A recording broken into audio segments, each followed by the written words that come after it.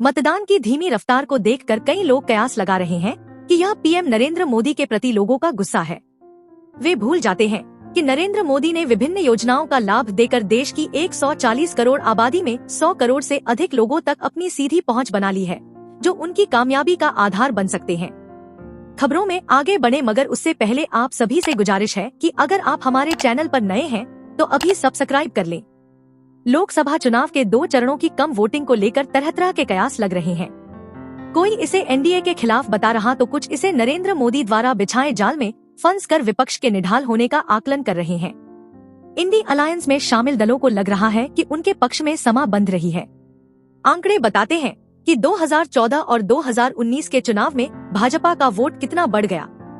1% से भी कम यानी 0.7% वोट बढ़ा तो इससे भाजपा को 2014 में मिली सीटों की संख्या 282 से 2019 में 303 हो गई।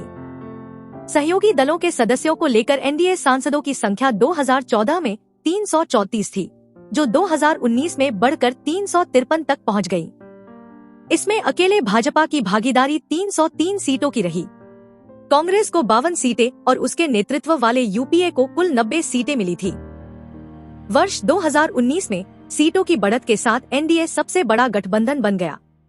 2014 के मुकाबले 2019 में भाजपा और एनडीए के सिर्फ वोट ही नहीं बढ़े बल्कि सीटें भी बढ़ी।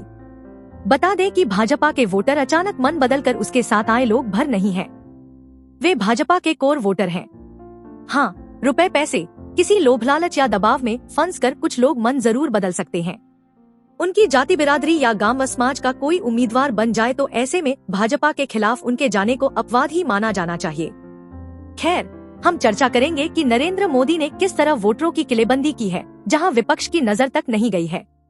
कुछ ने नए अंदाज में इधर नजर डाली भी है तो उससे वर्तमान को छोड़ कौन भविष्य की चिंता करे का भाव ही अधिक उत्पन्न होता है।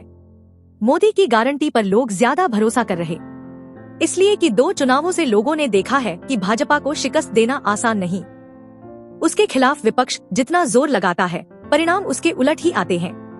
आइए जानते हैं कि नरेंद्र मोदी ने किस तरह अपना वोट बैंक बढ़ाया है। नरेंद्र मोदी ने कोविड काल में ही हर जरूरतमंद को 5 किलो राशन देने की योजना शुरू की थी। देश में तकरीबन 80 करोड़ लोग इसका लाभ उठा रहे हैं। मोदी के 5 किलो मुफ्त राशन का विपक्ष मजाक भी उड़ाता है। विपक्ष कहता है कि नौकरी देने के बजाय मोदी 5 किलो मुफ्त राशन में लोगों को उलझाए हुए हैं। ऐसा कहते समय विपक्ष के लोग उस दौर को भूल जाते हैं जब यह योजना शुरू हुई थी।